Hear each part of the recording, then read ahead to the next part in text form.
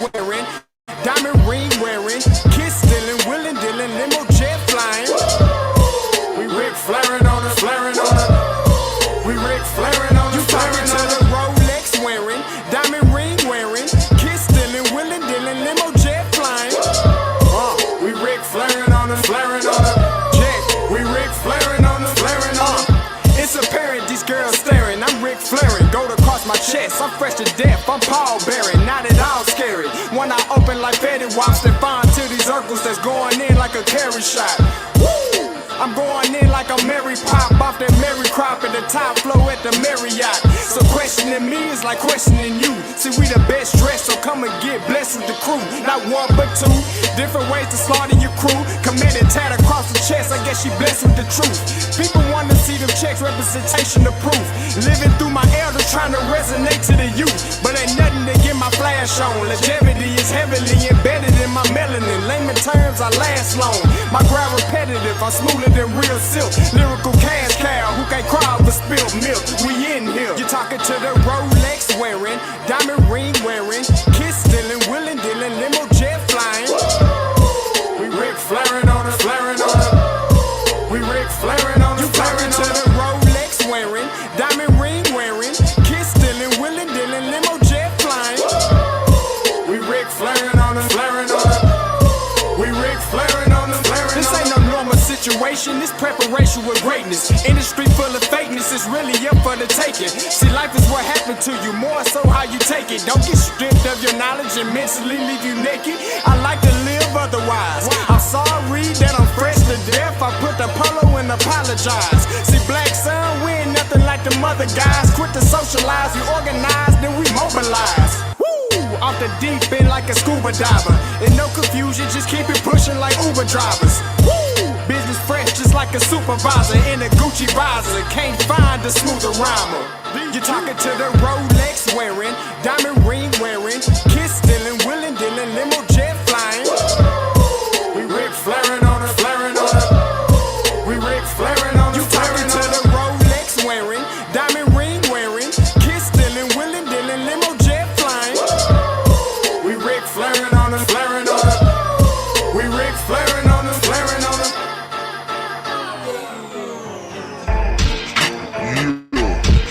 DQ, baby. Shout out that boy Nigga for that fire track. Hey, Black Sun, sun up. What's up, Vinny Vegas? What in Vegas? Yeah. Shout out Pharaoh's Kids.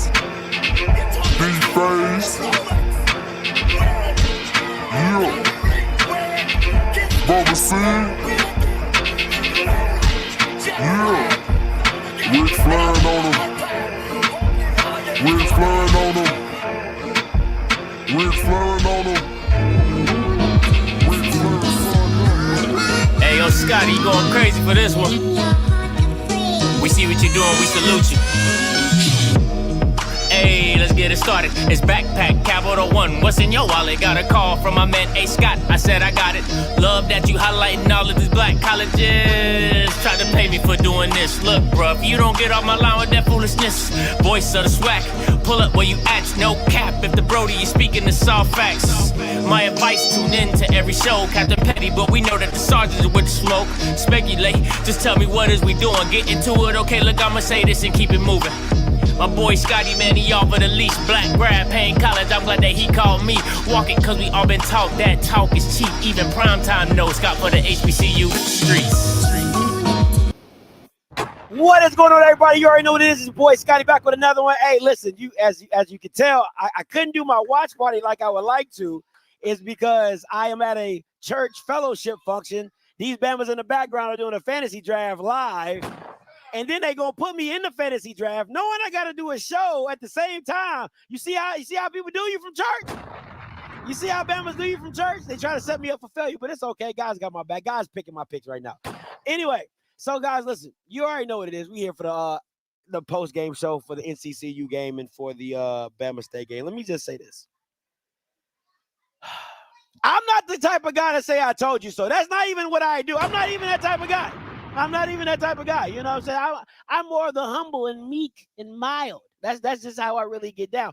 But I am the guy who keeps receipts. And I am the guy who said, I think I said something around these. Let me just play the clip for y'all.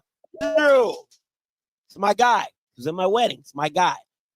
I do not trust the offense. Listen, from day one,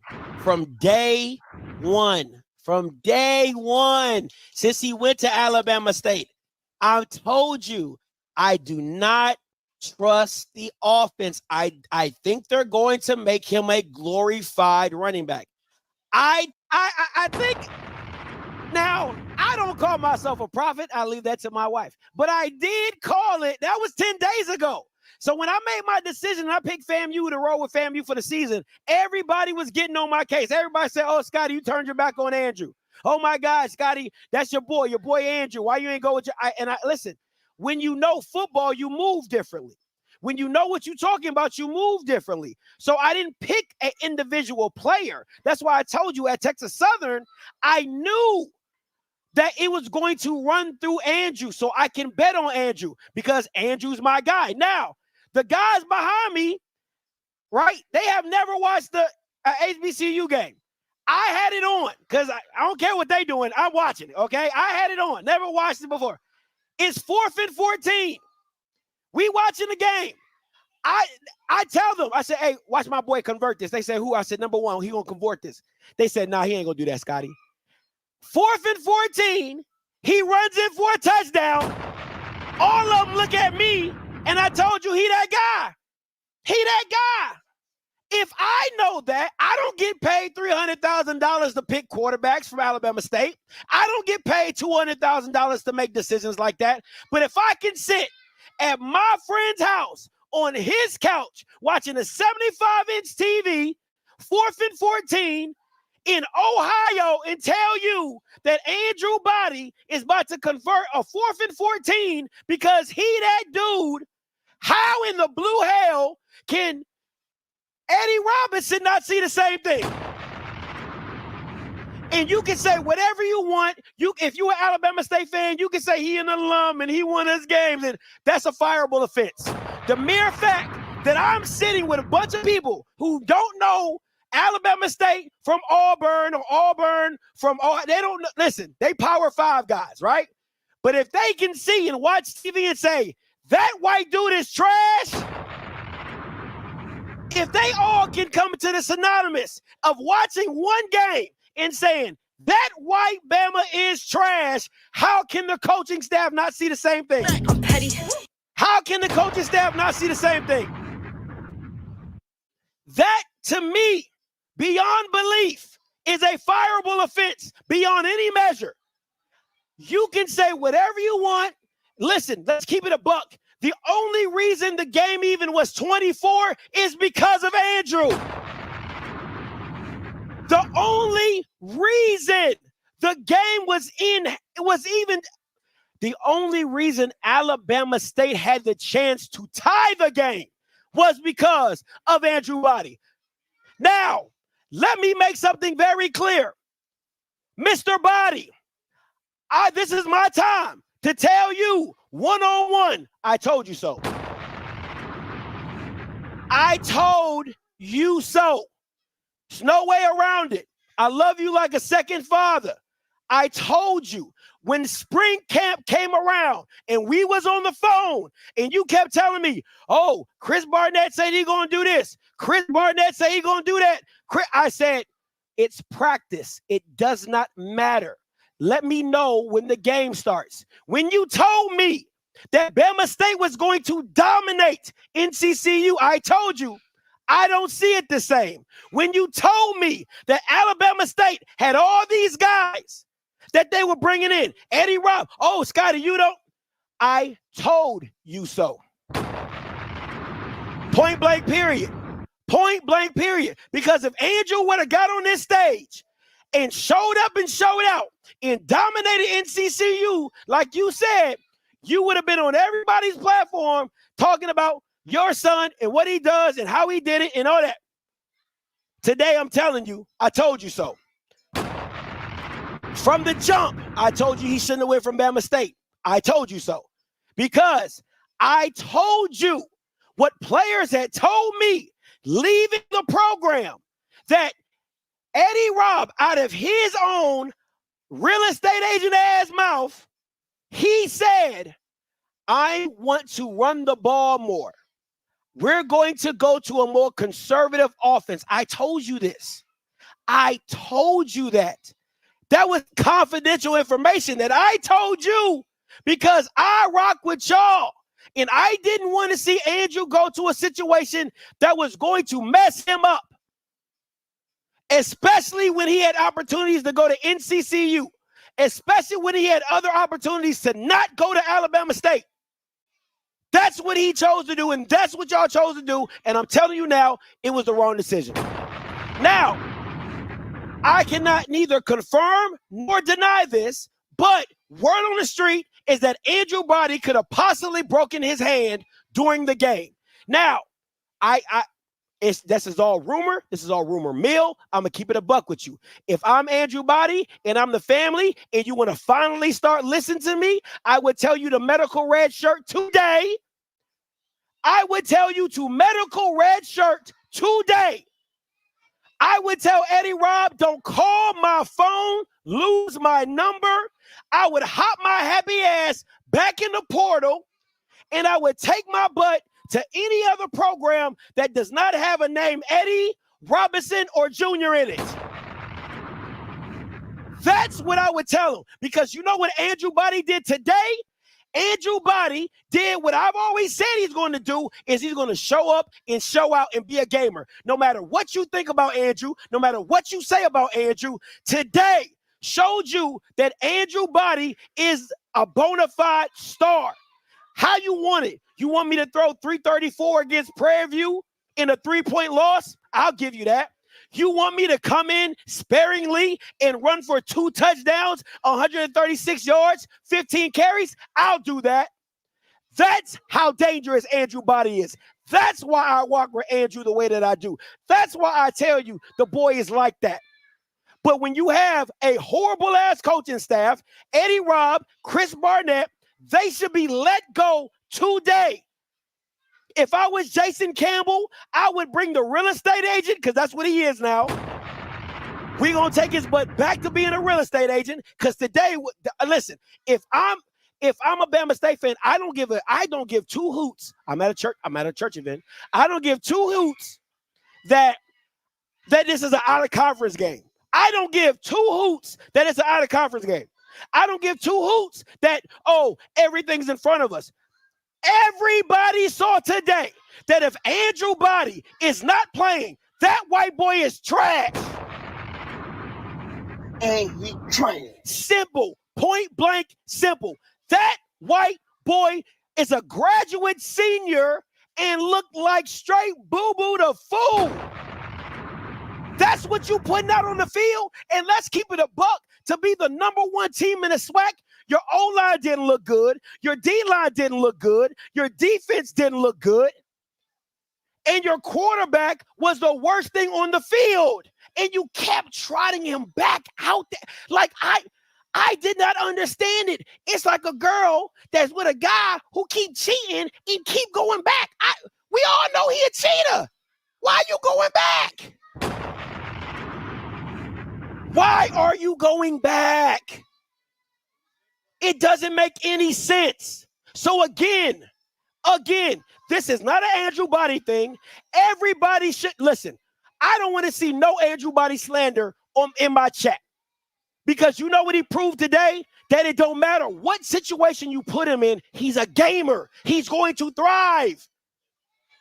The stats said it all. And the crazy thing is, let's really break this game down, because I'm going to get the film. Oh, best believe I'm going to get the film, and I'm going to break this game down to the minute detail. The minute detail to show you how bad of a coaching malfeasance Eddie Robinson Jr. did today. I'm going to get the film, and I'm going to break it down clip by clip to show you how bad that Jonah O'Brien really is. And there's no possible way you could tell me he beat out Andrew Body. It's no possible way you could tell me that he beat out Andrew Body throwing the way that he threw. Because let's be honest, I'm going to keep it a buck with you. Alabama State wide receivers are running scot-free. They were running scot-free. He just was high on everything. And then he got so scared, he didn't even keep his eyes up no more. He was just scared of the rush. He was just scared of the rush. So, if you want to blame anybody, blame that. And I told you, listen, y'all can say whatever you want about me. What you can't say is I don't have the football acumen to shut every other podcast down. Because I already give you what it is. Because unlike a lot of other people, I actually go watch the film.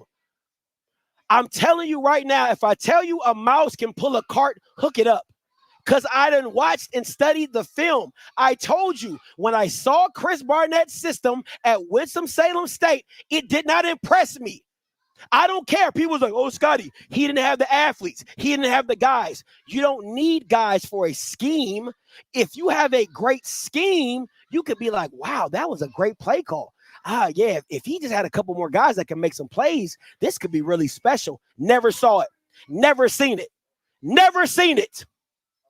Never seen it. And you can't tell me that he has an offensive-minded acumen when Jay Walker is on the stream telling everybody at home, the nation, number one is your quarterback. I don't know what he's doing. Number one's your quarterback. But that's what you want to roll with? And I'm telling you right now, if Andrew Body's hand is broken, he should never put on another Alabama State jersey in his life.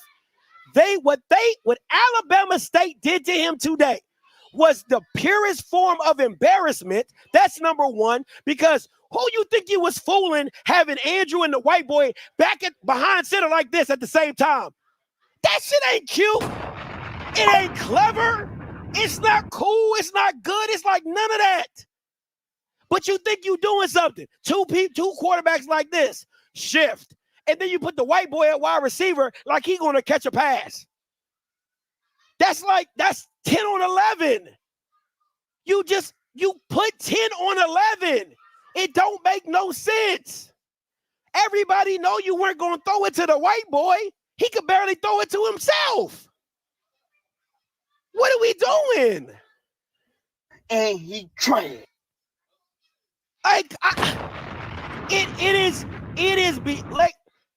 This is why I say coaching in the SWAC is egregious.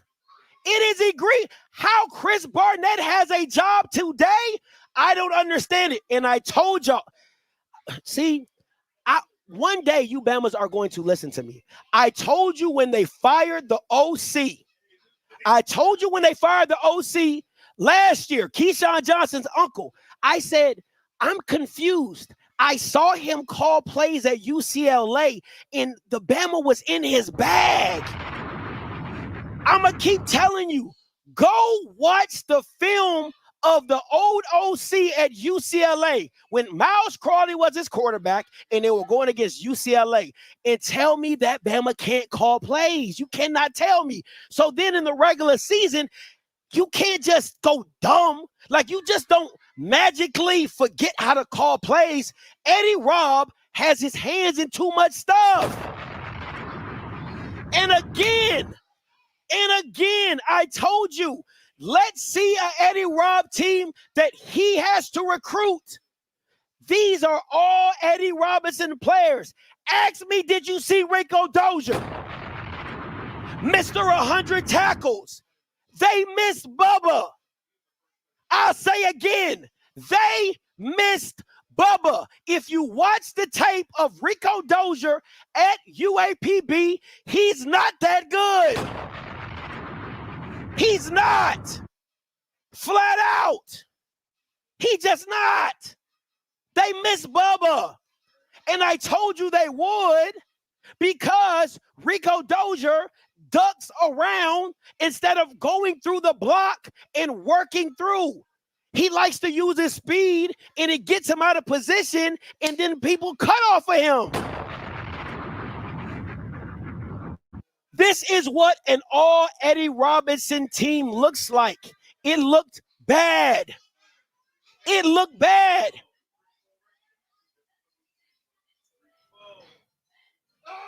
Let me continue on. Let's break some of these stats down. 15 carries, 134 yards, and 2 touchdowns. That's what he did. And I want to be very clear. This is with limited opportunities. This is, oh my gosh. I never seen a coach put the best player in the worst situations during the game, and he made lemonade out of lemons. Time and time again. Let me tell you the biggest malfeasance. Let me break it down to you like this. It was in the third quarter, it was early in the fourth quarter. Probably about like 10 to 11 minutes. And if you remember, you remember. They're backed up. They remember the punt. The punt returner caught it. He went out of bounds and got speared. So they put him at the 5 or 6 yard line. Andrew Body comes out. He gets them the first down. He gets them the first down, and they pull him out, and they put Jonah O'Brien in the game. And then, no, I'm sorry. No, that's not what happened. They get the first down. They allow Andrew to do the first down. They allow Andrew Body to do the second down. And then they pull him out and put Jonah O'Brien in on 3rd and 5. And of course, what does the white boy do? He craps the bed. He craps the bed. Let me bring up his stats, shall we? Now tell me who won you the game. Tell me who won you the game. Is it this guy who you kept forcing out with 2 interceptions? Or is it the guy who had 15 carries with 134 yards? I can't tell. But let's go to NCCU. Right? Oh, I'm sorry. Mr. Self-Sabotage. Let me say this. Oh, yeah, don't even count the sacks. Oh, Kevin, yeah, let's not even count the sacks. Let's not even count the sacks. Let's not even do that. All the sacks that white, let's not even count that. But anyway, let's go into this. Have you ever seen a coach that continues to shoot his own self in the foot? How? Why? Why would you deliberately, after halftime, there should not have been any more discussions about who was quarterback one. Andrew should have played from the half all the way to the end of the game. That's how that should have worked. And it's really funny to me. I'm texting Alabama State alums like Eric Carver, who got Eddie Robinson, your guy, Eric. I'm texting you. You don't want to respond? You real quiet.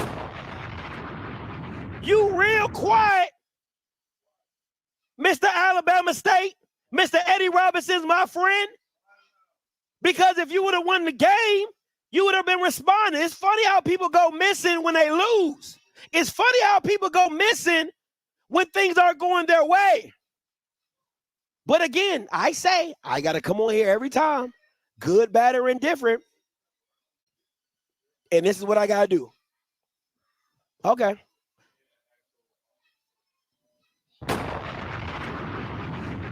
If you're an Alabama State alum, somebody got to go. Somebody has got to go. I don't know who. I don't give a dang if you any, mini, miny, mow it. Somebody got to go. Put bubblegum in a dish. How many pieces do you wish? 3. 1, 2, 3, and you are not it. Fired. That's exactly how I do it. It don't matter. They both suck. They both are trash. Both of them. How you want it? Engine number 9. on a New York Transit line. If my train jumps off the track, pick it up, I'm out. Like, bro, fired. However, I don't care. Somebody got to go. Somebody has got to go. Ain't no justice, ain't no peace. Somebody has got to get up out of here because them Bamas are ass. I'm talking about booty cheeks, general booty. That's what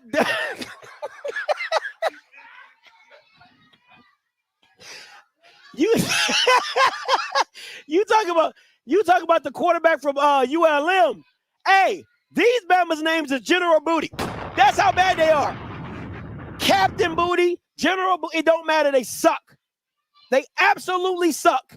And you don't want to win. You can't tell me you want to win if you kept taking Andrew out the game. And let me be very clear. The passes that Andrew did throw were the best gosh darn passes all day. And let's be real, because I remember everything. The white boy should have had 3 picks. He threw a pass over the middle. I mean, it's like the kid from the Little Giants was trying to catch the ball. The DB had it in his hands and it just dropped. I know the DB went to the sideline like, come on, fellas. I clean you. I keep you warm. Like, why can't you? Why are you doing this to me? It was in his hands. So he should have had 3 picks. That's how bad that white Bama was. Hey, listen. I know they're talking about cutting affirmative action. I don't know what that white boy's daddy wrote check to Alabama State. I don't know how much money that he gave to Alabama State. Give it back. Give it back. I don't give a daggone how much money he donated to the program of Alabama State. I don't care if his daddy worked at Alabama Power. I don't care. Get rid of him. Get rid of him. Put him back in the portal. The Bama's a lemon. Put him back on the lemon lot. Not good. Not good. Go to the foundation. Go to the Alabama State Foundation. Get the check. Write it back to him and tell him to go back to whatever Saved by the Bell episode he's on and bye. Bye, Zach. Bye. Okay? Because he's not good. And let me tell you something else. What makes it even worse for Eddie Robinson, the real estate agent, what makes it even worse than Chris Barnett, which is a horrible play caller, shout out to Josh. Josh called it. Josh from HBCU Nightly, I called him. I said, Josh, tell me about Chris Barnett. He said, honestly, bro, he said, I really don't know why Eddie Rob hired him. I never thought he was a great play caller. I never thought he was creative. I never thought anytime he's that guy, he's just never been good to me. Josh said that to me verbatim on the phone. He said, I really don't know why he went there. He's not a good guy. He's not a good OC. And today, everything Josh said came to pass. Everything Josh told me from HBCU Nightly. Shout out to him. There's only a few people I really like talking football with. That's Blue, that's Rocky, and that's Josh, right? Like everybody else, like Mr. Campbell, that's like my second dad. So we just talk football just because that's like my dad, right? But I'm talking about like pundits, like football pundits, like who be in the space talking, like those are my guys. Those are the guys I reach out to. I'm like, hey, am I tripping? Am I crazy? Am I not seeing the same thing? And my boy G. Those are because they're going to keep it real with me. There's no bias with them. They're going to keep it real with me. Now, Josh going to be biased to NCCU. But football-wise, the boy know football, right? So when you hear him talk, you're going to be like, I thought, and that's what I saw. I was looking at on film. Because a lot of you guys get so emotional about what you feel. But go watch the film. Go watch the film. Take your time. Take time out your life. Go watch some football film and come back and tell me what you think. And then tell me where I'm wrong at. Tell me where I'm wrong at. I love Andrew. It's my guy. He was in my wedding. It's my guy. I do not trust the offense. Listen, from day one, since he went to Alabama State, I've told you, I do not trust the offense. I think they're going to make him a glorified running back. I talked to players that transferred from Alabama State, and they told me what Eddie Robb told them about the offense, and that is why they left. I'm just going to tell me where I'm wrong. Tell me where I'm wrong. I'm not. Now let's go to the other side of the coin, because you got to give. Listen. You want to know what coaching looks like? You want to know what high level coach, because Coach Trey Oliver put on a coaching clinic. Call lines are open, 518-263-8124, 518-263-8124. I'm going to open the call lines up and we can get some of these calls. I'm going to step down off my soliloquy, right, man? And y'all can ask questions or whatever. But you want to talk about somebody who put on a freaking coaching clinic? Tell me what's not a coaching clinic when you got a new running back, you got a new quarterback, you got a new D-line, most of your starting cornerbacks are freshmen or redshirt freshmen, and you come out on fire. You come out on fire. You come out like it's the Celebration Bowl. Those guys were ready for the moment. He had his guys prepared. That was the easiest 7 points I have ever seen in my life. Those were the easiest 7 points I have seen in a first drive in my life. It was like boom, boom, boom, boom, boom, touchdown. I said, wow, they got Walker Harris looking good. Now, I'm going to be real. As the game went along, Walker Harris didn't see the field very well because I felt like he was forcing the downfield passes when Matt Leone was drawing it up that you could just hit the check down or the middle reads and get 5 to 6 yards. Listen, Coach Oliver was fine picking up 4 or 5 yards a pop because the running game was picking up 4 to 5 yards a pop. So he was good. You didn't have to stretch the field. Just take what the defense was giving you, Walker. If you would have stayed there, you would have went for 250 easy. You would have went for 250 easy.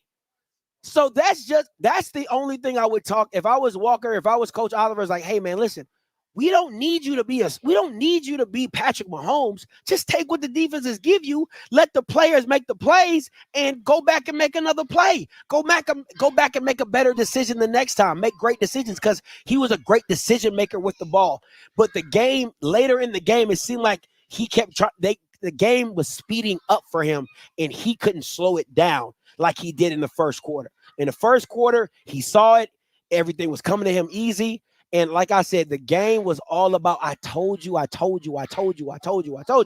said, this game is going to come down to what coach makes the best adjustments at the right time and puts their team. And you can see from the snap that Alabama State did not make the right adjustments. They just didn't. Eddie Robb and Chris Barnett put their defense in more unsustainable situations because of the choice they kept making by trotting that white boy back on the field. And I'm going to tell you right now, there is listen, you talking about a bolo, be on the lookout. There are SWAC defenses licking their chops for that white boy. Are you kidding me? There's nothing about him that scares you. He barely can move. He damn sure can't throw. If you go man across the board and you blitz him, it's a wrap. It's a wrap. You go man up, you can show him you in man and blitz him. It's a wrap. He's not good. So all they're going to do is try to run the ball. Period. Let me get to some of these callers. N.O. Joe, coming to you. Hold on, I'm started. Man, I watch this game, and when I seen Eddie Robb bring the other boy out, I'm like, here you go again. Eddie Robb is known for, if you want to know how to mess up a quarterback, look at Eddie Robb. Absolutely. Andrew Body is a certified gamer. Andrew Body can play good in a terrible system. He played good in a terrible system. And it's only one reason why Alabama was ranked number 1. Can you answer that for me, Scotty? It was. I didn't say. What'd you say, Joe? I'm sorry. No, it's only one reason Alabama State was ranked number 1 in preseason. Andrew Body. It was because of Andrew. That's the only goddamn reason, and he about to mess it up. That's all I gotta say, man. When I see that, Eddie Rock he's a quarterback killer. His name is not real estate agent. His name is quarterback killer. I'm gone. Appreciate it, Joe. Absolutely. Listen, if you're a quarterback in the portal and Alabama State reaches out to you and their head coach is still Eddie Robinson Jr., please do not attend. I don't care how much NIL money that collective is sending you. If you want to actually play the position of quarterback, go anywhere else. Anywhere else. Go D2. Go JUCO. Go Pop Warner. NAIA. I don't care. Go anywhere else other than Alabama State if you're a quarterback who can actually throw the ball. 85-72 coming to you. Hey, what's going on, Scotty? Man, when I thought he was starting. I thought Andrew Body was starting. I could when I see him roll that guy out there, man. Trey Oliver about to do the clinic, man. They about to run the clinic on these dudes, man. And you said it. You called it weeks ago. And I was wondering why you wasn't trying to go with your man. And now I see why. The gang was the proof in the pudding, plain and simple. Eddie Rob need to go back to selling insurance because that crap is ridiculous. I'm gonna tell you something else, man. If Fam can get that defensive line together, Fam has no problem going back to back in the SWAC. What you think about that? I agree. I think if they can solidify that D line, I don't know how they're going to solidify it. I don't know who they need to find or who's coming off injury or, maybe swap some guys out. But they got to figure out that D line. They need to figure it out ASAP because they can't. I got a question for you, Scotty. Man, I know it wasn't great at Texas Southern, but man, I would have loved to see if anybody could have stayed and played with the team that they got now and how that would have played out. Because I'll be honest with you, I think the play caller at Texas Southern now would have probably used Andrew's body way different than this guy that Eddie Rob got, man. Because that first pick was he couldn't tell me he didn't see that guy rolling down in that zone, and he still threw the ball, man. When I saw that, I said it's gonna be a long day. But when Andrew took that long run and strode it through, and I said Andrew's body, and my mind caught on to what I was saying, and she kept on saying, "Wow, take brother out and putting in this guy that can't do squat." My mother, she don't know nothing about football, but she knew Andrew's body, man, because every time he was rolling. He was so rolling. I'm out, Scotty, man. Be blessed. Appreciate it, man. I'm telling you, if you would have started watching football today, if today would have been the first football game you have ever seen in your life, all you would have said is, okay, listen, you're telling me that the point of the game is to move the ball down the field? Yes. And you're telling me the person that snaps the ball is the person that has the ball in their hand the most times? Yes. So why does he keep putting in number 4 if number 4 can't move the ball down the field? Who knows? Why doesn't he keep number 1 in the game? Who knows? That's if you was watching football today. If today was your first time ever watching a game of football, that's the question you would have been asking yourself. Why does number 1 keep getting out the game and he's the only time we move the ball? He's the only time we score. Oh, my goodness. Mr. Sargent, coming to you. Hey, good evening, Scotty, brother. Man, I watched the fourth quarter of the game. I couldn't, how do I put this? I couldn't fathom why they kept switching Andrew out.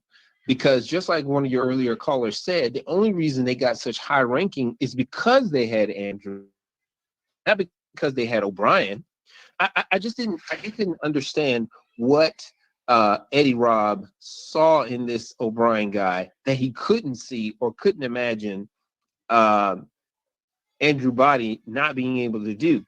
And I'm really concerned about Andrew Body in terms, he went to Texas Southern. That program wasn't very good when he's there. Now he's at another program that's not very good, and he's there. I hope he and his family can come together and decide to go to a place that has a good program that will feature him, not bring him in as a backup or as a you have Gladys Knight and the Pips. He needs to be in the Gladys. He needs to be in the Gladys Knight space, not in the Pip space, right? He's not a Pip. He's a player. Yeah, he's a baller. He's a gamer. I want to see a great game between ASU and FAMU. Of course, I want FAMU to win because I'm biased, but I want to see a great game. If they start that O'Brien guy against FAMU at homecoming, it's a wrap. FAMU's going to embarrass it's a wrap. ASU at homecoming. It's a wrap. But listen, I'm telling you right now, word on the street is that Andrew Body broke his hand, and that's why he came off because listen, let me tell you, I've played football, right? There's two ways that it goes down. If you have a hand injury and it hurts, you kind of can still move it. You'll be like, you kind of, it went, but if you can't move it at all, 9 times out of 10 is broke.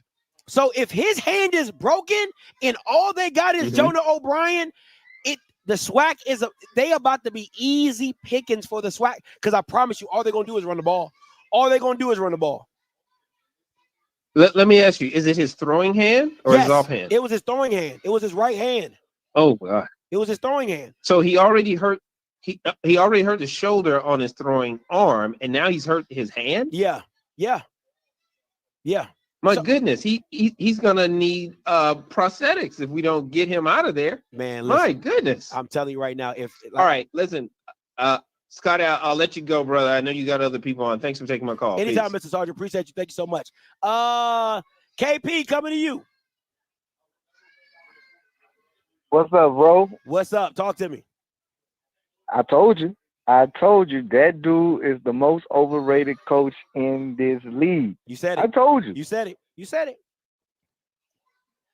Here's my question, man. If you bring on a dynamic quarterback to your team, as a coaching staff, don't you supposed to look at his previous film and pick out plays that he's good at? That's what formations and sets that he can thrive in. Oh my God. Listen, KP. Thank you. Because I keep telling people that OC and quarterback relationship is so important. You have to make it to where he feels comfortable. And what I don't understand is the one pass that Andrew threw when he rolled out was an absolute dime. Like, it was on a rope. And I'm telling you, I've seen film. Him at North Texas, he did the same thing when he played against North Texas. He did the same thing when he played against UTSA. Like, he's not a scrub. So the fact that you got that Bama back there just to run the ball is so disrespectful. And the white boy wasn't even that good. Hey man, that's the swag coaching for you, bro. That's what we getting in this league, man. No deep thinking, no nothing, bro. But I'm gonna tell you something, man. I'm gonna let you go. 2 teams that are happy right now. Bethune-Cookman and Jackson State, because they don't that boogeyman fear that Alabama State has coming into the season. It's a wrap. It's gone. It's gone. You are hunted now. You are the hunt. You about to be hunted now because you've been exposed. Like, you have nothing. Nothing. It's gonna be crazy in the East, man. It's gonna be funny, bro. Hey, but I'm gonna let you go, man. Appreciate the show, man. Good show. Anytime, KP. Appreciate the call. Hey, let me ask y'all this, right? What if you just came off a 7-4 season? What does it have to look like before you start looking at Eddie Robinson sideways? Because, mind you, like my boy Cam said, and like people are saying in the chat, this is literally his 3rd year of doing this. I'll recap it for you. He didn't want to play Miles Crawley. He told Miles Crawley to leave. He went and got Demetrius Davis, and I told all you Alabama State fans watching the film, Demetrius Davis ain't that guy. Demetrius Davis stinks it up that year. He doesn't want to play Miles Crawley. 2nd year, you get Damon Stewart and Demetrius Davis. He does it again. Demetrius Davis makes you lose the Miles game. Damian Stewart comes in and balls out. He then tells Damon Stewart, and Damon Stewart told me this. He said in his exit meeting, Eddie Robb told him, we want to run the ball more. We're not going to be throwing the ball that much. That is why Damon left. So this is in his third year. Miles Crawley, preseason player of the year. He had him, don't have him no more. Damon Stewart, a top 5 quarterback in the SWAC, eyes closed. He don't have him anymore. Andrew Body. Need I say more? He has gone through 3 high level. Some teams can't even find. Bethune-Cookman would be happy to find 1 quarterback, let alone 3 guys in 3 years that have been at a high level of quarterbacking that you let walk out the door. How in the blue hell is that not a fireable offense? How is that not? How is that not? If I'm going to say this again, and listen to me very carefully, the Bodies, I love you dearly. If Andrew Body's hand is broke, I'm putting him on a medical red shirt and I'm getting him out of Alabama State tomorrow. I will not put my son and make him a glorified running back in your whack ass system. I'm not doing it. I'm not. I would say my son is better than that. And he's proved it. He's not the 3rd best quarterback in the state of Texas in high school for no reason. He didn't throw for 4,000 yards at Texas Southern for no reason. 4505 and then 0879 coming to you. They calling you live. Scotty, I'm the Alabama State fan that's coming out of hiding. I appreciate that. That was horrible. And 1, we cannot run that affirmative action offense. It's not going to work. Now, prayers up to Body. I hope his hand heals and recovers. But that, what they showed today, there's a lot of upset and frustrated Bama State fans. Why do you have spring practice when you do not solidify a number 1 quarterback? Fair. That's crazy. You had all spring to solidify a number 1 quarterback. You get to Miami and you come with this whole flip-flop quarterback system. Okay, granted, you used the first half, but like you said, after halftime, it should not have been a question who was going to go from the 3rd quarter to the end. I was really hoping that it rained and lightened the whole rest of the game just so they can call the game, because I saw where this was going. Yeah. But, again, and I'm with you. I hope Body is well. I hope he has an opportunity to show what he can really do. I was really hoping that we would see what he can really do at Alabama State. But I'm like you. I'm scared. I'm scared. And with all the high expectations that we had going into the season, what we saw today in Miami shouldn't have happened. But you know what's crazy though, and I'm glad you called in, and I'm glad you said that. What made me so mad, sir, is that you saw the potential of what it could look like with Andrew. Like, that's the thing that makes it worse. You see the potential. Ooh, we got the guy. But it's like, why doesn't he see that we got the guy? Like, I'm confused. I don't get it. He was the most coveted transfer coming out in the portal that everybody, at least 5 teams in the SWAC, he could have went to. And he went to Alabama State. Granted, I'm glad he came to Alabama State. I'm an alum. I'm a supporter. I'm a fan. But that coaching staff, the way that they use that whole system today, horrible. Plain and simple horrible. And I see now why we lose so many top-tier athletes leaving, going to other places or whatever. Thank you. We can't keep nobody. We can't keep nobody. And when you're running a suspect offense like we ran today, I'm surprised. Look, I'm going on the record. I'm scared for Miles. If we get out next week with a win against Miles, I'll be totally shocked. I'm telling you this: if O'Brien is your quarterback, I would be. If Andrew's good, listen. I'm telling you right now, the way HBCU fans are, they're going to blow up Jason Campbell's phone. They're going to blow up the president's phone. They're going to sit Eddie Robinson in a room and tell him Andrew Body is your guy. If Andrew's healthy, they're going to tell him to play Andrew Body. Go ahead. But Scotty, why does somebody have to sit you in a dark room with a lamp over your face to tell you that? You're right. Again, you had all spring. You're right. You went and got him. It was, again, at least 4 schools. And a lot of schools can sit here and lie and say that they didn't look at Body. I know for sure it was at least 4 SWAT schools that was looking at Andrew Body. Just so happened he came to Bama State. And you bring him in for that? For that, Scott. Yeah. Now you. I know that's your man. And again, I hope he, recovers. I hope the injury is not as bad as they think it is. Prayers up for him. But again, O'Brien needs to hit the transfer portal today. Today.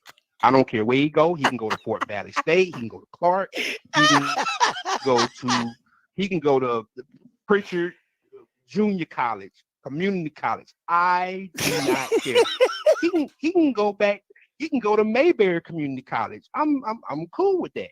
But again, from what he showed today, Scotty, and you counted 3 almost interceptions. I counted 4. I counted 4 that we could have lost easily. 4. Like you said, he threw the one up the middle. Like you said, I don't see how that defender didn't get that ball. I don't see how. And granted, we made a valiant effort coming back from 21-0. They fought. But again, like you said, we shoot ourselves in the foot. Yeah. And it's not even with a 22. We blew it off with a Mossberg shotgun. So again, we play Miles next week, and we know Bama State fans know what happened last year when it came to Miles. They know what happened, or 2 years or whatever. But again, I'm just glad we have a beautiful stadium. Thanks, Scotty. Enjoy the show. Thank you, man. He said, I'm just glad. He said, I'm just glad we got a beautiful stadium. 0879 coming to you. Then FAMU KJ coming to you. That was funny. Hey, caller, you live. It wasn't just the offense, defense up too. Yeah, they didn't make no adjustments rough or damn. You knew they were simple to stop. Yeah. And you sitting back with 2 high safeties, no run blitzing. I mean, come on. Their offensive line was not that good. And I mean, but offensively, why do you marry yourself to a philosophy that doesn't work? Make that make sense. Yeah. And like you said, we seen in the spring, okay, we got something. Look totally different today. And that's why I'm ticked. You come out here and take this all swag quarterback and turn him into a running back. And you keep saying D. Davis wasn't the answer. The caller before said he's a quarterback killer. Yeah, you a quarterback killer. D. Davis wasn't as bad as we think. I'm starting to think that. That's fair. And that's Miles fair. Calling, no, he came here. That's why he looked as bad as he looked. I mean, he was getting beat to hell when he was here. Because you turned him into a running back just much like you did Body today. Yeah. And I don't know about this Miles game. They're going to walk out of here too, but win again this year. Because one thing I do know, Sam Shea can coach his ass off with less talent. Facts. And our coaching staff don't have a clue. Both sides of the ball. They don't have a clue. I mean, you have to wait. I mean, you had not just spring, you had all fall camp. What are you doing? I believe they was at Club Live, man. I don't. They could. You just left. You were partying with Luke or something, because this was just atrocious to me, and this was hard to watch. Yeah. And we don't know what this gonna be. What kind of season this gonna be now? Once you really break it down, I mean, it was cool that it was 31-24. We fought to the end, but we shouldn't have even been in this position. I mean, come on. With the running, my question line was even. I mean, come on, man. I think what y'all doing? What makes it even worse to me was that if you didn't have Andrew, this is a blowout. This is a straight. Yeah, it is. It's a straight blowout. You were right. I remember what you said Monday night, that you didn't trust the OC, and you had good reason to say that. I was like, man, I don't think they're gonna do that. But you were so right. You had the intel, and I guess you knew more than us. You're right. It pains me to say that, but you were so right. It's a high school gimmick offense. Yes. Let me see if I can trick you. Yes. Let me see if I can trick you. Yes. Who does that, man? I mean, come on. At the beginning of the game, let me rotate both quarterbacks in to see that. I'm like, what are we doing? What are we doing, man? Come on, run the offense. Because if you send him to A&M, it's a whole day. They at least scored more than 3 last night. I mean, I'm tired of just waiting to win the Magic City Classic and beat Tuskegee on Thanksgiving Day. Yeah. This program should want more for themselves than that. You got the facilities. You're in a state where you can get good high school players and develop them. You should be dominating the SWAC, in my opinion. And you just want to be mediocre. That's fair. That's fair. I'm gonna let you go. Yeah, no, appreciate the call. On that. Appreciate it so much. Listen, and I say, listen, BJ's dad. BJ, listen, his dad. He tells me what his dad be saying. His dad is hilarious, right? But they both say, like, Scotty, like, Bama State. If Bama State ever got itself off the mat, that it would be one of the best premier programs because of the facilities, because what they're able to have and what they're able to do and things like that. You know what I'm saying? They're a football culture. They're a football town. But when you're doing I'm telling you, man, y'all got to stop living with this alumni crap. Y'all, it's 2 things that HBCU Bama's got to stop doing. You got to stop living off this alumni crap, and you got to stop living off this color crap. Go find I don't care if he's black, white, polka dot, purple, stripe. Go find somebody who knows how to coach the game of football. Eddie Robinson does not know what he is doing. I'm sorry. I'm telling you. Man. FAMU KJ, then 91-96 coming to you. FAMU KJ, you up. All right. What's up, Scotty? What's good? Hey, I was all right, man. I was listening to you when you were saying about he should try to go ahead and get a red shirt. Now, it's my understanding that last year with the shoulder, he took the red shirt. So it was probably, if he said, go ahead. It was a gray shirt. It was a medical shirt. It was a medical red shirt. So it was a gray shirt. Right. All right. So I don't know if he can petition again this year he would probably have to get a special waiver because I think that'll be his 6th year, right? If he sat out this year and tried to re-enter the port and go somewhere else, he would probably have to get some type of special waiver for for an extra year. Well, okay, so is that correct? This is how it works, right? So he played his freshman year, he played his sophomore year, his junior year he got hurt, he redshirted that. So he's going into his senior year, but he's still technically a junior in playing on the field because he has the red shirt. And he also has he also has 2 years of graduate years too. So if he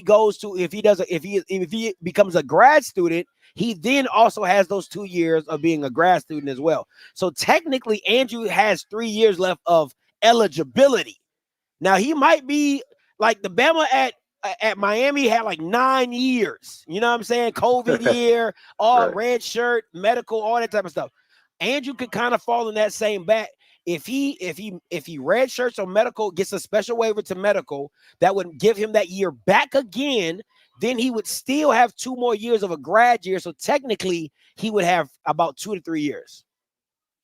Okay. Yeah, I too, like you, man. I saw the way his hand was bent, and I noticed sometimes when you're on TV, I can see you. It's a navicular bone that you have in your wrist that sticks out when you kind of bend your wrist, and it looked like that was a bad injury, man, because he could not straighten out his wrist in extension to move it, man. So I was like, damn, he looked like he just broke his hand, or it's definitely his wrist.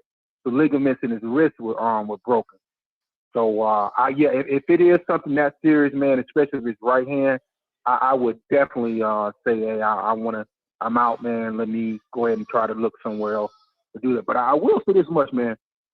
Even though I thought NCCU had a pretty good defense, I'm still thinking, just based on, I'm a fan you got all the way through, they still go give us problems. Because I saw something with their running game that a big back, they can get some things going, man. So I'm not counting them out as saying that they're completely gone out of the SWAC East race. So, I mean, I know even with the white quarterback, the things they do, we got problems with. So, for us, go ahead. I see what you're saying. I agree to a certain extent, but I disagree. Because, listen, this is the part of the SWAC that I don't appreciate with coaches. You got to take something away. And to me, if I'm FAMU coming to play Jonah O'Brien with Kendall Bowler in my secondary, we're stacking the box and we're making Jonah and that's why I'm telling you, we don't do that, Scotty. That's the problem. That's what pisses me off, bro. If I'm telling you, last night, if we were playing 8 yards off the kid, it was 3rd and 5. Bowler is playing 8 yards. He dropped the ball, which was a blessing. Well, we don't do that, man. That's the dumb shit that we do, playing off guys and don't come up and bump it. Yeah. That's the dumb shit. So that's why I'm saying, man, they still got a chance because we do dumb shit. And plus our defensive line is weak. I don't know if they got to put something in their ass or something to get bowled up and play. Because that shit was embarrassing last night. But I don't want to talk about family. I know it's about Alabama State, but, to each his own, bro. All right, thanks for taking my call. Anytime, appreciate it. I'm going 91-96. I'm going 58-63, and then I'm going to go you, JB. 91-96 coming to you. Yo, what's going on, man? What's your name? Where you calling from? Right? Yeah, what's your name? Where you calling from? I'm a Alabama State grad, man. I'm calling from Alabama. Just got through watching the game. Listen, I deal with slightly the coaching staff a little bit just on recruiting and stuff like that. Listen, I got 3 points I want to make. Go ahead. That we should have already knew this. Okay, first off, what we're looking at is even though Ely was a bad coach at Alabama State and he could never get the offense and schemes and strategies together, he had a great defensive coaching staff. They had great recruiting on the defensive side of the ball. We saw Alabama State had great defenses for the last 3 or 4 years. Okay, now all of those kids are gone. The cupboard is bare. So what we was thinking that was coming back out there from last year on those defenses is not there anymore. That's the first thing. The second thing is we already knew what type of offense they wanted to run because we gave up. We had the number 1 wide receiver in the SWAC to leave us. The reason he left us, he knew we weren't throwing the ball. We had the quarterback from last year from UAB leave us. Why? Because in the spring, they were told we're not going to throw the ball. So in comes Body. Now, I don't know if they lied to Body, but I knew, and Body should have knew, if the number 1 wide receiver left, the quarterback that wanted to throw the ball last year left, hey, that's an indication that, hey, maybe they just want to run the ball. Let's keep this real. And that is what E-Rob want to do. all things goes through Erod. The offensive coordinator from last year, he wasn't allowed to just fully do his job. So now Erod wants to run the ball. That's what he wants to do. He want to play old school Houston Markham. That's what he came, and I know this for a fact. He want to play Houston Markham, old school, run the ball down your throat. That's what he wants to do. And we as Alabama State fans got to accept that. That's who our head coach is. That's what he's been. That's what he was as a linebacker at Alabama State, old school, down your throat, run the ball. That's not body. I agree. Yeah. I totally agree. But as a head coach, we understand what he want to do because we saw our players that could implement throwing the ball and make it high flying and exciting. We saw those players leave in the spring. So we already knew what was going to go down. Do we agree with it? No, Scotty.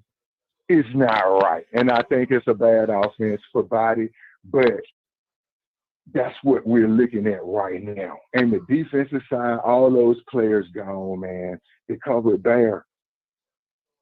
We could talk about Ely as a bad coach, but the man did great recruiting on the defensive side of the ball and had great coaches. And Bama State got great coaches right now. They develop kids. They send a lot of kids off transfer portal to FBS schools, NFL, things like that.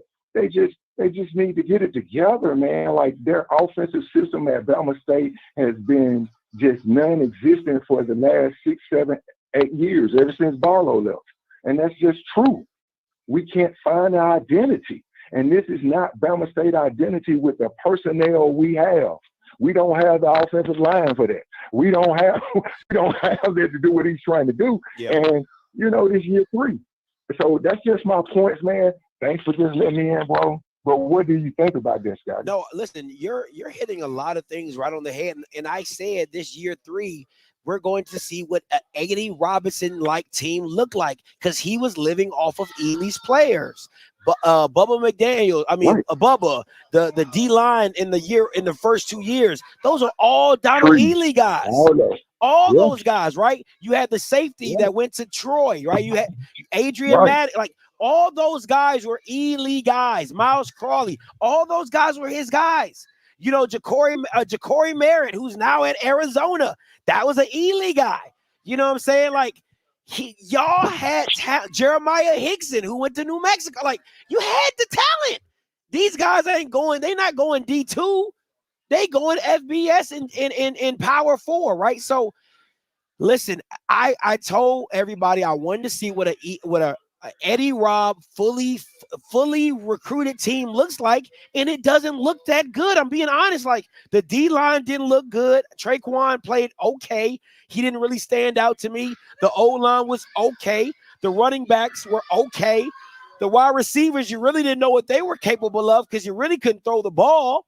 So you're going into Miles. If I'm Miles, we got to stop the run. That's it. And we'll figure everything else out as it comes. But yeah, you're preaching, man. You're preaching, but I appreciate the call, though. No doubt, brother. Have a great night, bro. You too, man. It's 5683, then JB, then Rocky coming to you. 5683, you live.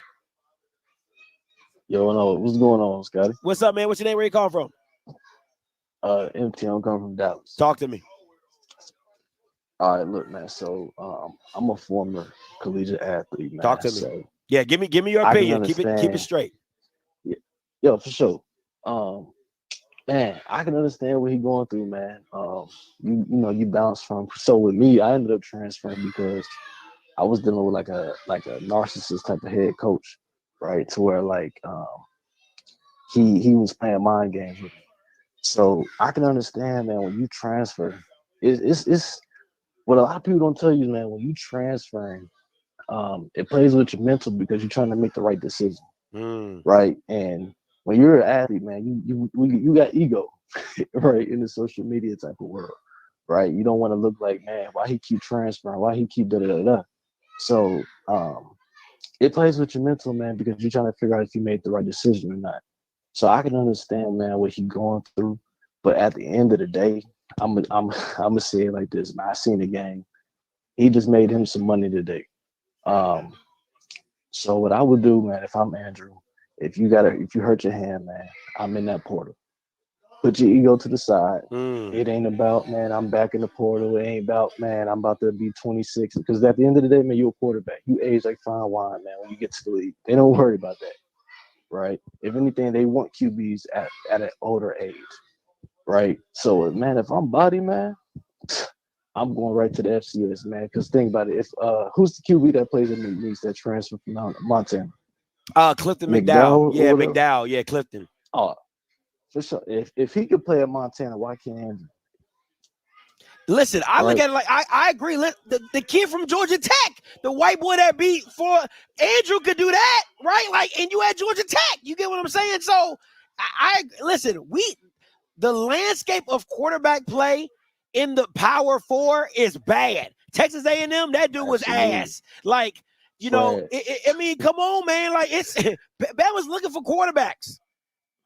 Yeah, and to be honest, man, if I'm him, PWI, if you don't want to go to a PWI, I understand. But, man, you got to go where the scheme is, man. You can't be looking, man, I want to stay in the SWAC. Man, you got to understand your ultimate goal, getting that portal. I understand you may not want to because you're going to be waiting a whole nother season, but think about it as a blessing, man. You get in the portal, you red shirt, you got a whole season to just work. Just put in work, man. And then you get in the portal, you find, I think, to be honest with you, I think a good school for Andrew would be Howard. Can you imagine him playing at Howard, going against? That's good. That's good. I'm going to the MEAC. I'm leaving the school. I'm going to the MEAC, man. That's where the money is. Yeah, that's good. FBS program. That's good. Can you imagine Andrew Body at Howard? That's good. Nah, I listen. That's a.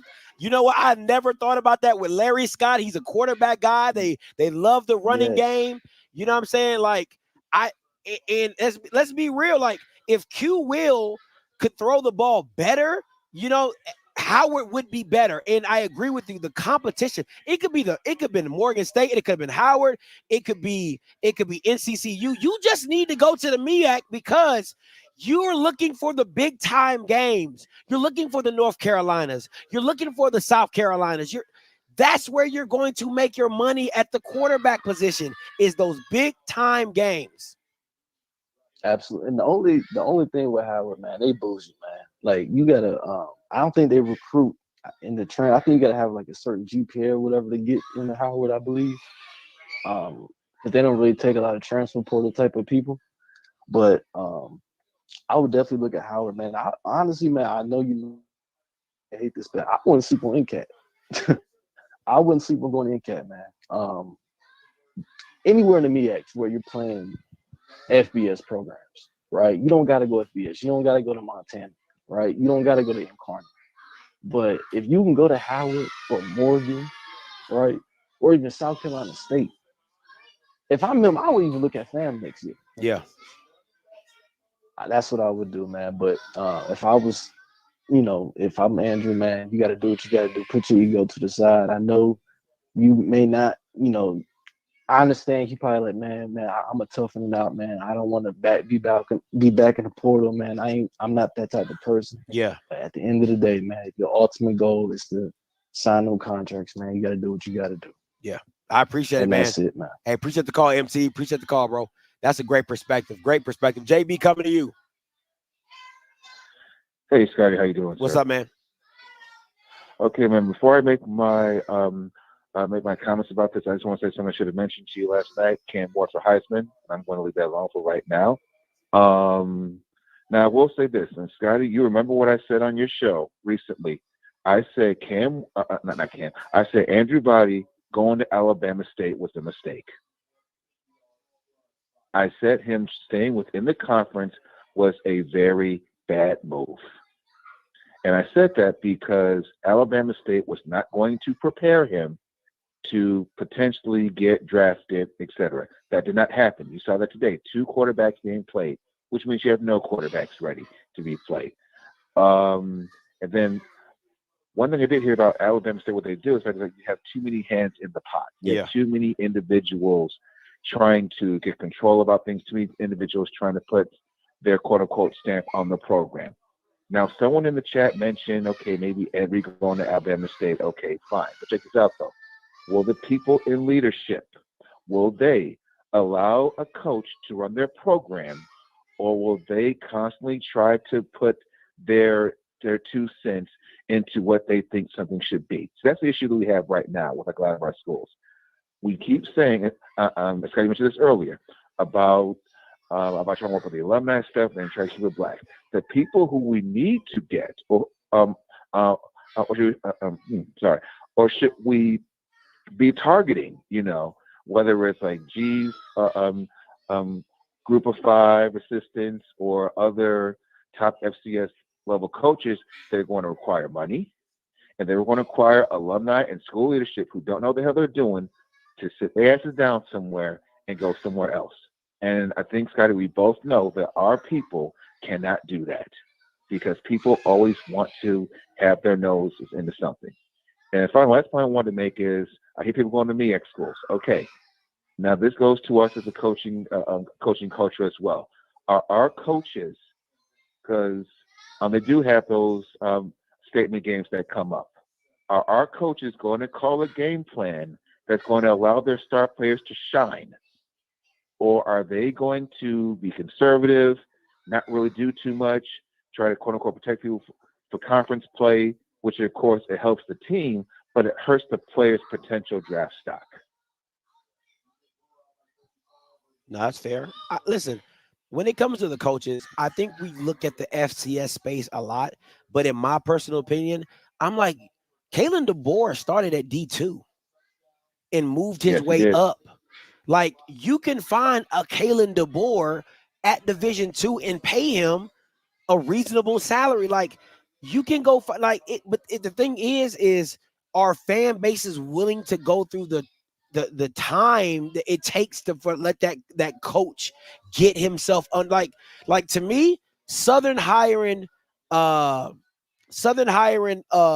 Teddy Keaton from Clark Atlanta, right? That's a great hire. It's a great hire. Look what he just did at Clark Atlanta his first time there.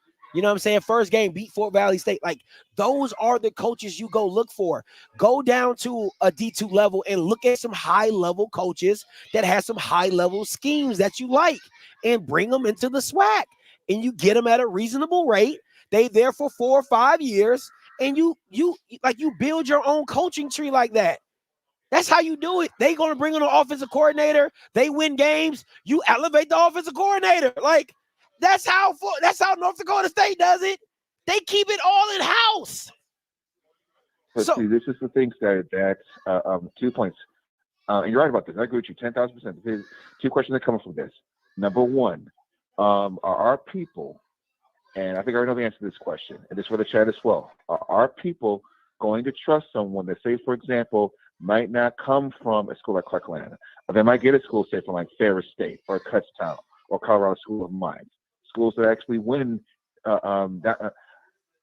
dominate at the Division II level? Yeah. Or do we just want to say, okay, well, we just got to get an HBCU guy? See, this is what the whole color thing comes in. Are we trying to get the best coach we can get, or just trying to get the best HBCU coach we get? So that is not the same thing whatsoever. If we're trying to get guys that could develop and whatnot, we have to take the blindness of just saying, hey, we just got to get HBCUs. It doesn't work that way. We both know this. And this is on the alumni, this is on leadership, there's some people in this chat as well. Are they willing to hire somebody to lead our programs, even though we may not be familiar with them? This guy could be doing something at William Grant. That guy could be doing something at Montana State. That guy could be doing something at Youngstown State. If they're doing what they do, bring them in. Or are we going to say, well, he's not HBCU, he's not SWAC, so therefore we can't bring him in? Okay, how's that working out for us so far? That's fair. You're right. I agree. Yes. Okay. All right, that's all I got, man. Hey, appreciate the call, JB, as always. Rocky, coming to you. Then Pastor Vic, and then 9860, then Cal coming to you. Rocky, you on? Hey, Scotty. What's good, man? You were there live in person. Tell us your experience and tell us your thoughts. Oh, yeah. Well, first off, the game environment kind of sucked because nobody showed up to the game. Yikes. To be honest. Yeah, I'm just going to be honest with you. Nobody showed up to the game. But you know, all in all, the people that were there were great. I got to meet some others, some YouTube media people. Some were friendly, some were not. I'll just leave that to myself. Tell me, most of them were. hey, hit me up. Most of them were. Hit me up offline on that one. Hit me up offline on that one. I want to know. Hit me up offline. But no, you know, I met AD Drew. I met a few people I met the guy from ONG Strike Zone. Those guys were swell. They were nice. I mentioned the guys that were nice, man. So, but it was cool. I met a lot of good people. But at the end of the day, man, this game, Scotty, you said at the very beginning of your broadcast, this was a exhibition of coaching malpractice. If you watch this game, this was like watching a bot surgery. You know what I mean? Because you could see all the mistakes right in real time. Like, why are you putting Andrew in when it's 4th and 14? He couldn't put, you know what I mean? Yeah. And then what did Andrew do? He saved him. Saved right? Why did you put him in right after the white boy gets sacked trying to pass the ball on first down? You put him in 2nd and 14. What'd he do? He saved him. He go runs a touchdown for runs the scramble, runs the fake power sweep, and then goes back and runs a touchdown. Man, at the end of the day, bro, this wasn't fair to not just Andrew. And Andrew's situation is different, but this wasn't fair to the other kids who played on the Alabama State team. This undermined their ability to win the game by playing a player or implementing a game plan that wasn't effective. Like, everybody could see that anything that didn't involve Andrew did not work. Thank you. Come on, Rocky, you preaching. It did not work. And it was clear to me.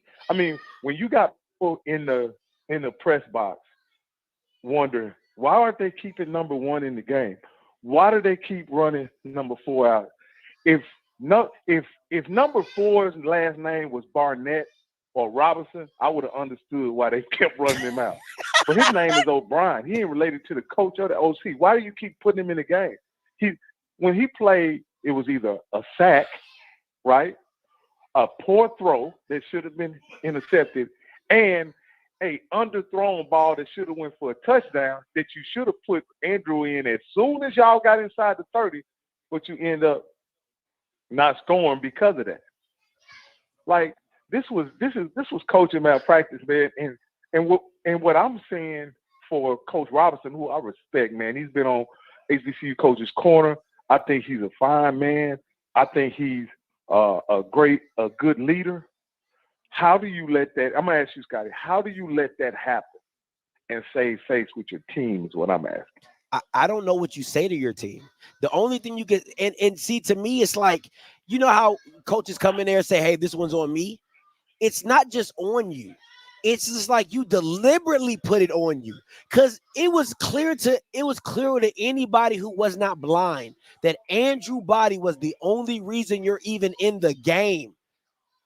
Your only reason you were even competitive, and you just kept putting the white boy back in the game. It doesn't make any sense to me. Let me say this, Rocky. This is the part to me.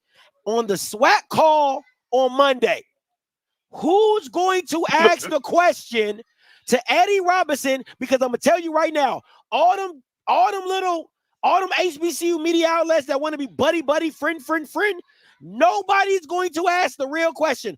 Hi, Eddie Robinson. This is James Hill from how's everything going up there in Montgomery? How was your showing? Tough loss, coach. Tough loss, coach. It rained. How was the rain? Was it wet or was it dry? Like, what? Ask a real football question. Why did you continue to trot Jonah O'Brien back in the game? And this is why I tell you the HBCU coaches could never coach in Power 5, because they're going to give you some half booty answer. And then you know what a white reporter would do? Coach, you didn't ask my question. I'm asking you, why did you continue to try? You saw Jonah O'Brien wasn't effective. You saw Andrew Body was the only thing keeping you in the game. Can you please explain to us why you continued to trot Jonah O'Brien back in the game? And you know how Eddie Robb is, well, we kind of saw what we saw, and, you know, we felt that Jonah gave us the best opportunity to pass. What? He has 2 picks, 5 of 11, 61 yards, but he gave you the best opportunity, and they'll let him slide with that. They'll let him slide with that. Go ahead. So, but not only, okay, so Scotty, it was not only that he because a couple of times he dropped back and he just looked at the rush and couldn't and froze and couldn't throw the ball. And just froze. He froze. Yes. And like that's one of, you know, I'm not you know about the quarterback just as well as anybody I know. But you do know this. When you freeze, when you're looking at the rush as a quarterback, you can no longer play the position. You know what I mean? I don't know what you're doing, but you can't. If you're looking at the rush, then you can't play quarterback because the action for you is down the field as a quarterback. It ain't at the line of scrimmage. It's down the field. And so at that point, okay. So here's another question I ask you, Scotty. What in your opinion was the OC or Eddie Robb trying to execute sending number 4 back in the game? We all know that it was a very poor decision. But what could the reason be? The only reason could be that they felt Jonah was a better thrower of the football than Andrew Body. That's the only reason that it could make sense. And the thing is, and Rocky, it goes back to something you said when we was talking about the drafting of Isaiah Land. And you said he has an elite trait. A lot of other stuff he's not lacking, he's lacking in, but he has an elite trait. To me, there's nothing about Jonah O'Brien that's elite. Even if you say Andrew Body's arm is a little it's his legs are elite. Elite. So even if Jonah and Andrew, if Jonah beats him in his arm, he can't beat him in the legs because Andrew's legs are elite. So that should give Andrew the lead, or just to push over the hump to be like, you know what, we're going to ride with Andrew. And let me say this, and I told Rocky this. To me, the only way Eddie Robb would have got out of this skate-free or like scot-free is if you let Andrew fall on his own sword. If Andrew would have went out there and stunk it up in the first half, then you could have made the petition and be like, all right, let's put the Jonah O'Brien kid in.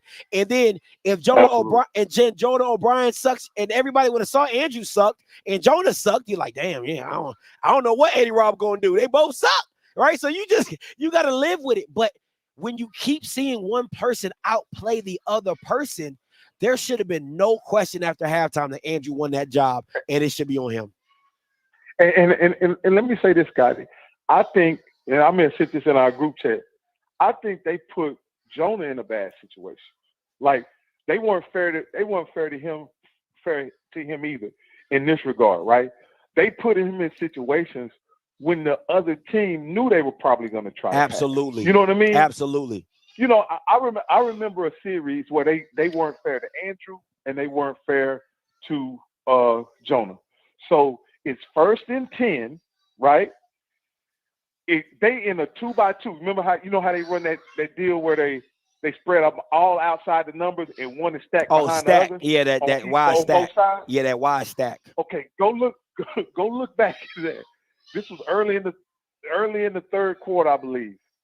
It was 1st and 10. They were in that formation, and guess what defense they were running? They had 7 in the box.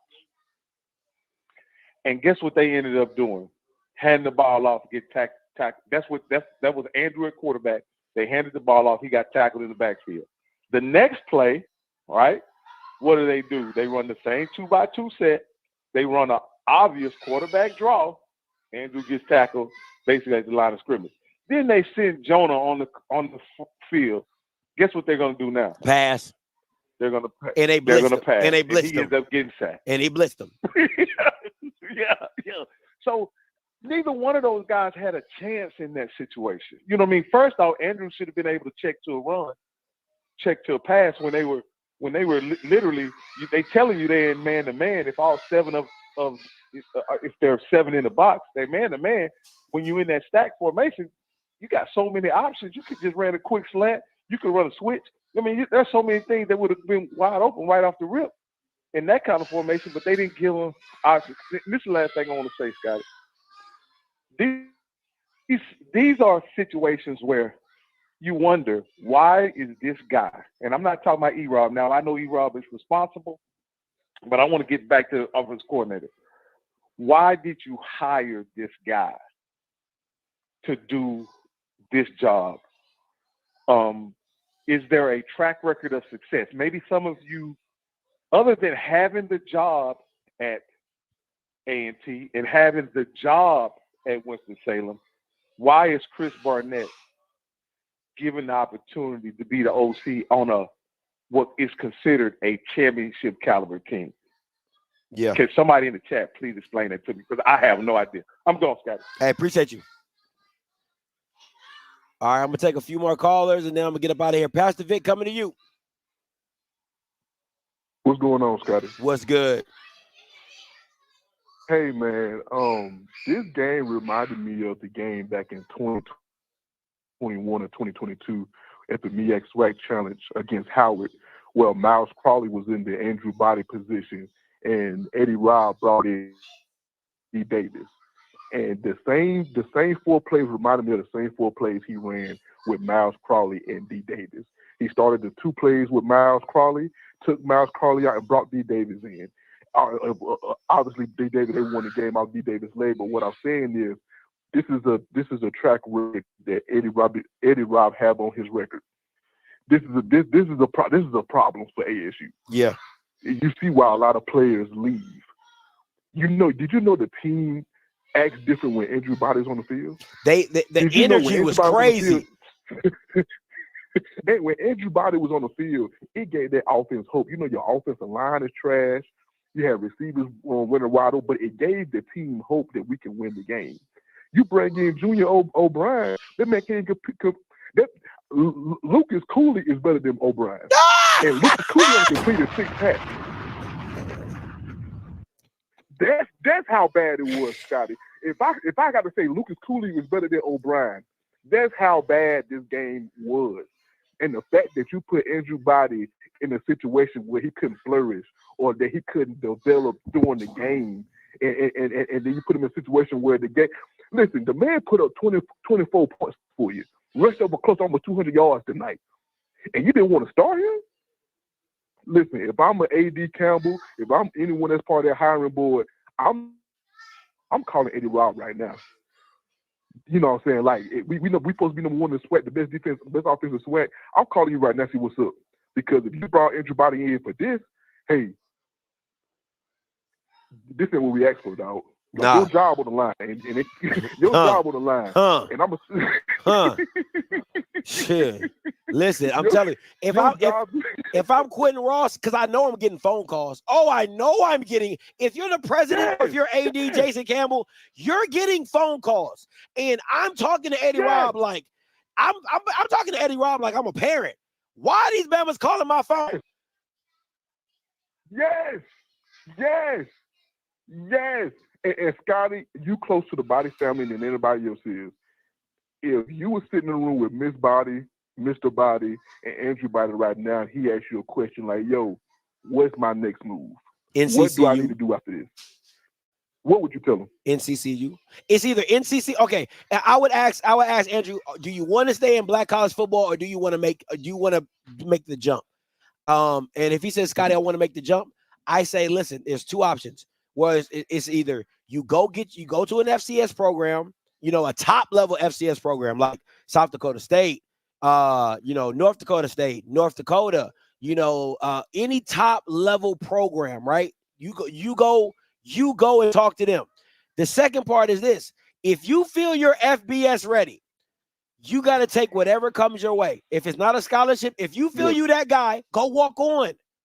Go walk on to a Texas A&M. Go walk on to a Texas Tech. Go walk on to a U of H. Go make your money, because to me, it does you no benefit unless you're going to a MEAC school, because you're not going to play that competition in the SWAC. They don't believe in it. They don't have the SWAC has too many conference games that won't allow you to show your talent. So go make the jump or go to a MEAC school. You got to go to a MEAC school because they got to fill their schedule with PWIs and Power 5 programs. And if Andrew was at Morgan and they beat Akron, that means something. If you're at Norfolk State and you beat East Carolina, that means something. If you're at NCAT, and you make it a game with Wake Forest, that means something.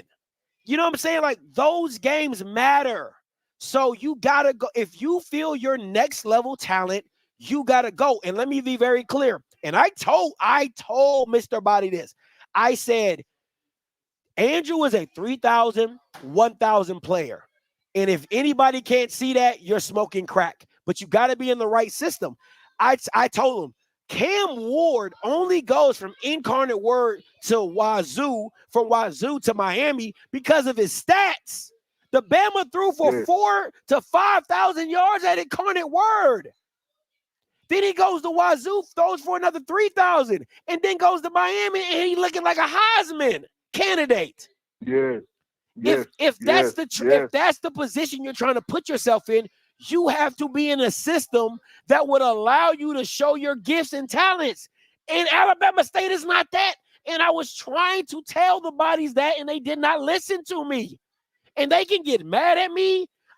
Listen, I've had enough private conversations with the bodies and told them that he was going to be a glorified running back. They did not want to believe me. So now I'm telling everybody in the world, I said that from day one. From day one. It is what it is. You can be mad. You can call a spade a spade. It's black or white. It's very simple. It's black or white. And it's as black as it's ever going to get right now. Because Eddie Robinson Jr. just spit in your face and told you and lied. He lied in your face. He lied in your face. He literally turned your son into a running back. Period. He basically told Andrew Body, I don't believe in your quarterback skills, but since you can run, I'm going to use you in certain situations. Scotty, NCCU could not stop Andrew Body off the quarterback. Dog. And it wasn't they could not stop Andrew Body off the quarterback. Read, Scotty. Listen, if you wanted to make that Bama a glorified running back, fine. But that white boy would have never seen the field. That white boy, listen, I could at least live with that. If you wanted to run the Wildcat with Andrew for the rest of the game, I could at least live with that because you're like, hey, listen, we got the high hand with Andrew. We just gonna ride Andrew until we can't ride him no more. No Diddy, right? I could at least respected that. I would have been mad because he was a glorified running back, like I said. But God darn, like he was the hottest thing on the field. I'm a ride him till the wheels fall off. Cool. But you weren't even smart enough to do that. You weren't even smart enough to do that. Jesus Christ. They brought the safeties down, which you could have ran the play action. Somebody could have ran across. Man, listen, the safeties was playing in the box. Listen, I would have been running some post routes all game. I would have been running with Andrew. Man, dog. Man, that gang up, man. Listen, Scotty. Look, if I'm Andrew Robb, if he lose to Mal College next week, he on the chopping block.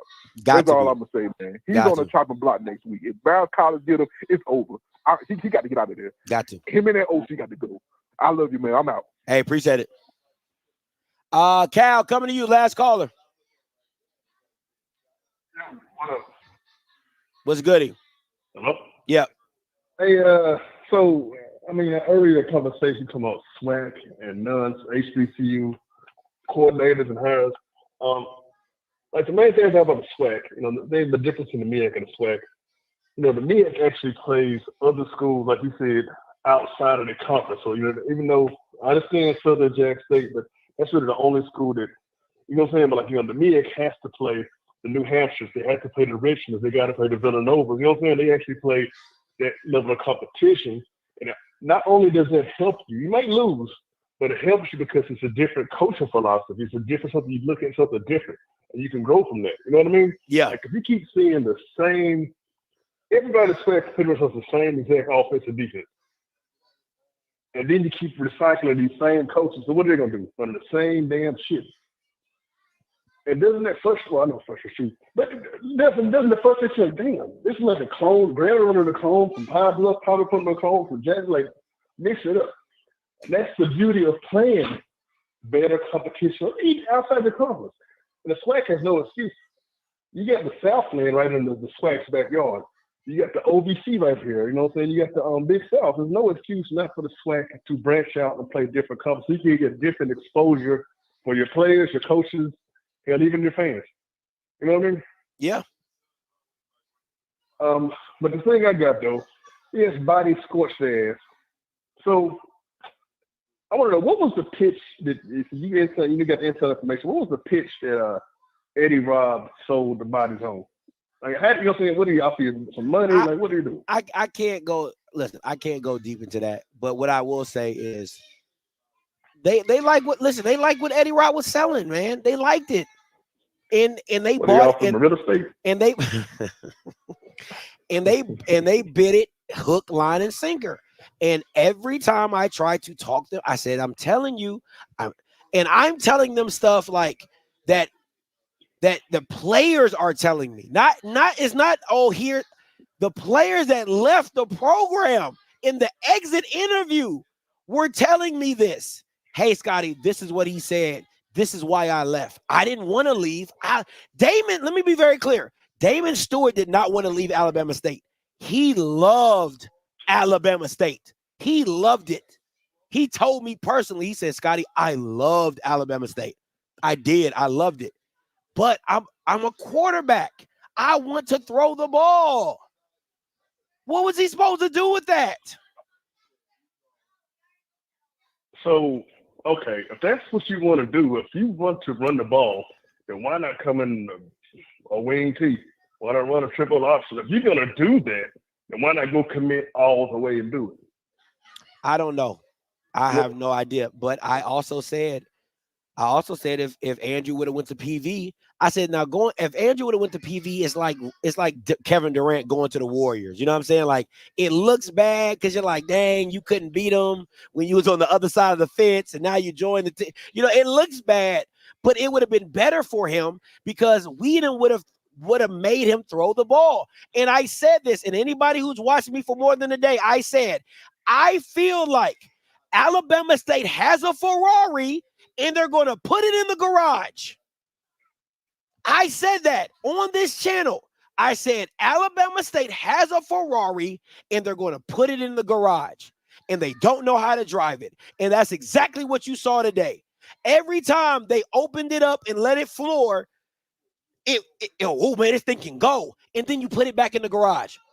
You show it off again. Ooh, man. I got a nice car. Put it back in the garage. That's every time you took Andrew off the field, it's like putting the Ferrari back in the garage. That's what they did.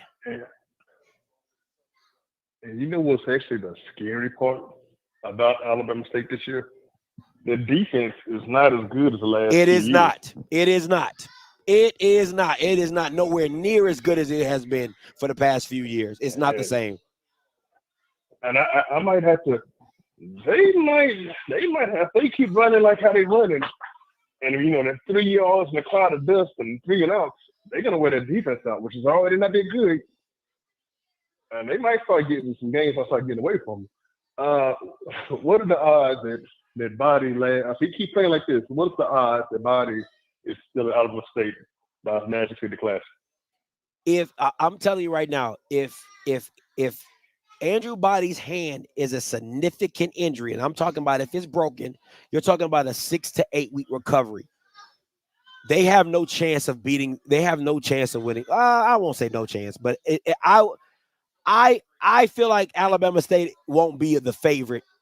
If the reports come back, let me just say this: if the reports come back, first of all, Alabama A&M ain't got no type of defense, so that game is going to be a flat out ugly fest. But if the reports come back that Andrew Body has a broken hand and it's out for 4 to 6 weeks, I'm telling you right now, that white boy is about to be chopped liver in the SWAC. Every defensive coordinator in the world is going to blitz him and put pressure in his face. And the one thing that you cannot do as a quarterback is you can't put on film that you are scared of the pass. Are you scared of the pass rush? Because that's all they're gonna do. They're gonna bring it. They're gonna line up across the line of scrimmage, and they're gonna show you like we're coming. They might drop back. They might come. They're going to try to confuse you all day long because on film it says that you get confused and you don't see it. I can show you play after play. When I get Lord knows I'm trying to get this film. If I get this film, I'm going to show you how many people were running scot-free and his eyes were just on the pass rush and he just missed them. He just missed them. He just flat out didn't keep his eyes downfield and he missed them. So it is what it is. But yeah, that's it, man. But appreciate the call, though, Cal. All right. Hey, guys, I'm closing the call lines down. Let me just say this before I get up out of here. Today, I'm glad everybody got to see on a national stage of how cold-blooded Andrew Body is. And this wasn't even the tip of the iceberg. That's what I wanted everybody to notice. That's what I was hoping as much as I picked NCCU to win because I trusted the team, I trusted the coaching of NCCU, I wanted everybody to see on national television how bad that boy Body is. And you saw it up close and personal. And the only person that stopped him was his own coaching staff. Ain't that crazy? Ain't that something? The only person that could stop Andrew today was his own coaching staff. That's how crazy that is. Think about that. NCCU couldn't stop Andrew. Trey Oliver couldn't stop Andrew. Eddie Robinson and Chris Barnett played defense against Andrew Body. That just is what it is. That just is what it is, right? And I feel for Andrew. I feel for the bodies. I'm telling you right now, if I was Mr. Body, Eddie Robinson better not ever call my phone again. On my voicemail, it would say, "Hi, this is Mr. Body. But if you are Eddie Robinson, don't leave me a voicemail. Lose my number. Don't ever call me again. If you're not Eddie Robinson, please leave me a voicemail after the beep." That's what my voicemail would say if I was Mr. Body. That's what my voicemail would say. If this is Eddie Robinson Jr., don't hit my line. Period. We have nothing else to talk about.